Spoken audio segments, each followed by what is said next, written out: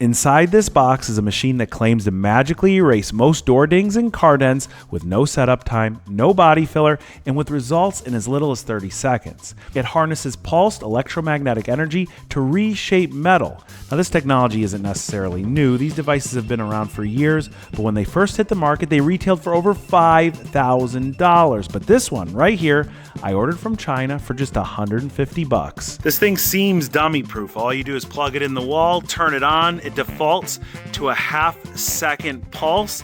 That means when you hit the button on the wand here, it'll only go for a half a second. Now you can turn the time up or you can change it to power output in percentages, but most of the demonstrations I've seen keep it at that half second or 1 second interval. Now all we need to do is find a car with a dent in it and zap it right out. Considering most paintless dent repair technicians charge around $150 for dents up to 1 inch in diameter, this thing could pay for itself instantly if it actually works. So I want to start by putting this machine to the test on a door ding, and a really nasty door ding.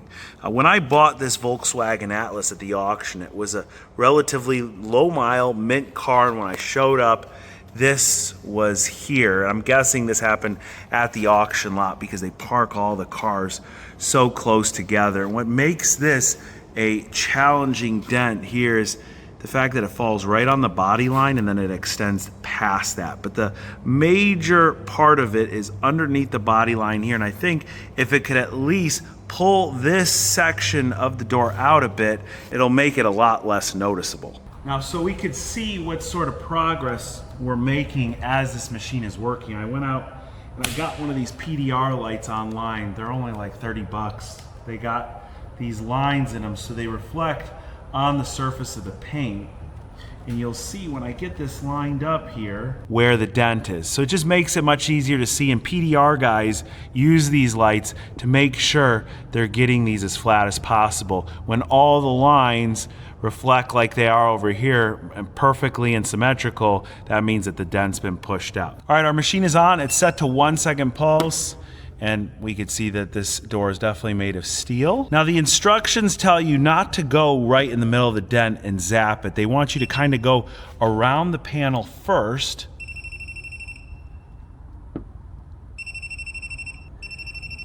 Going all around before you go in the middle.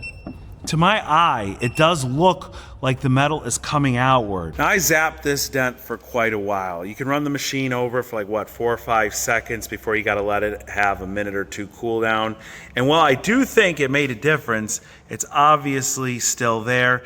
And like we said earlier, it's just one of those nasty dents in a bad spot, and it's still pretty unsightly. Although I think it is a bit more shallow than it was. After a while, what I noticed is when you'd run the machine and at several different angles, you could still see the metal coming out, but it would just shrink right back into this position. And that's where I think that the PDR guys with their dent rods have a bigger advantage, because they can push on the outside of this for a lot longer, not have to worry about the heat generated by this machine, which will inevitably wreck the paint if we just keep doing it over and over and over again. Not to mention, PDR rods have varying sizes of tips, so they can really focus on the problem areas, whereas the wand on this machine is just broad. There's no real accuracy to it. Now we're going to move over to my Camaro, which has quite a few dings. Funny enough, none of them are on the door, but on the fender and the quarter panels. Right here, it's almost like a shopping cart ran into it, as there's a couple of dings all within several inches of each other. The surface temperature of this panel before we start is right around 80 degrees Fahrenheit. Now this dent is similar to the last one in that it's pretty sharp, so I anticipate it being tough to pull out. But when we zap it, you can see the light bars bending around it, so the machine is definitely doing something. While you're doing this in real time, it's really neat. Everything is moving, the panel starts to look good, but after a while it becomes apparent you're chasing a dragon. If we speed up the footage, you can tell that right after you use the machine, the panel shrinks right back into its original position. This could be because of a few things. First off, these dents might be just too deep, which if this is the case, this makes this machine kind of useless, as these are quintessential door dings that I've seen most PDR guys fix plenty of times before. The The second thing I'm thinking is that the positioning of these dents are in tough spots. This one being in the corner of a quarter panel could be tough, as these quarters have some pretty strong bracing where they meet the bumper, and a lot of the times they're double walled, so we're dealing with thicker metal. I don't see us making a whole lot of progress on this dent, so we're going to move over to this one, which seems to be a whole lot more shallow.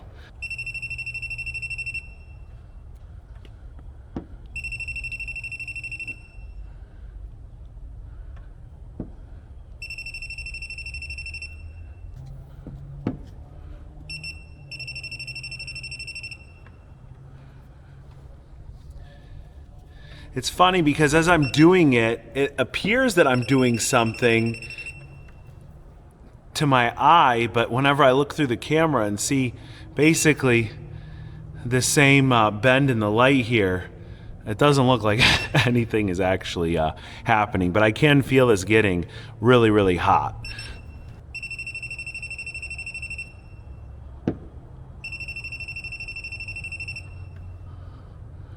Wow, look, it does look like it's maybe closing the gap a little bit here, a little bit, but it's getting really hot. So we're gonna let it cool for a second. So this kind of worked, but just kind of. This dent was already small to begin with, but it's definitely smaller. It's much harder to see with the naked eye, although you could still find it if you get close enough. After trying this just a few times, I think we figured out what the machine can be good for while dealing with its major limitation, which is the heat it produces. I noticed that when I zapped the area several times over, between like 4 and 5 seconds, it would really start to pull the dent out. But with the panel getting over 200 degrees Fahrenheit, we're getting into the danger zone here. So we basically have to stop, which shrinks the metal back down to its original position as it cools down. Now let's move over to something which should be even easier to work on, and that's this dent in the front fender of the car. First off, it's pretty shallow, and also front fenders are usually made of thin material, so I'm hopeful that we should be able to get it out. And it did. It's very similar to the last small dent, but the main problem here is that there's an ugly scratch right in the middle of the dented area. If we wanted this to be perfect, it would require paintwork no matter what. But at this point, I had to wonder if I was using this tool right. So I went back and watched a few demonstration videos. And this specific demo is one of the reasons I bought the machine. It's really impressive. There's dents everywhere, and then basically they all just go away, like magic. But watching it now, after using the machine, has made me question a few things. First off, what sort of panel is being worked on here? It's not very clear. Maybe it's just a really thin piece of sheet steel to make things work perfect. Obviously, these dents were created specifically for this video, but nonetheless, it looks impressive. Now, during this demo, we see a red hood, and they're using a similar style light to what we have, but they had to circle where the dent was. It's so incredibly tiny, smaller than anything we've touched so far. I'm not sure how long of a pulse they were using here since the video is sped up, but they're zapping the panel in so many places surrounding the dent, and they have to do it a total of 5 times before it disappears. Now this seems to be very contradictory to what we just saw in the previous video. Now in this last one, again, they use a light board to show us the dent, and they proceed to randomly zap the panel to the point where the bars have completely bent in all different directions from where they started, which you think would make it look worse.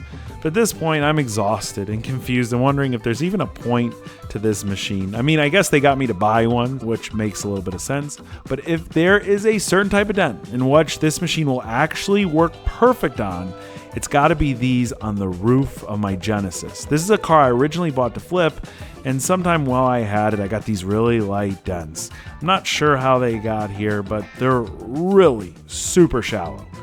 Okay, honestly, since my hands created these dents, there's no sharp creases in them anywhere. So now is the time I expect us to really witness some magic.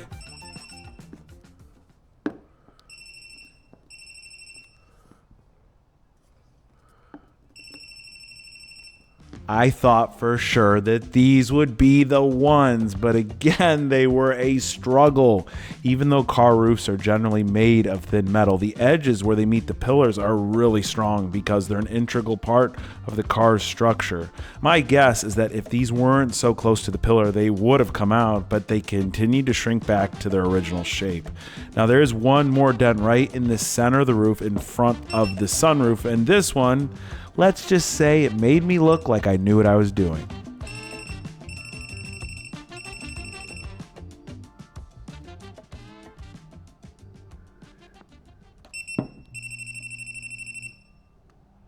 Did it work on that one? It might have gotten that one. Look, there's nothing left.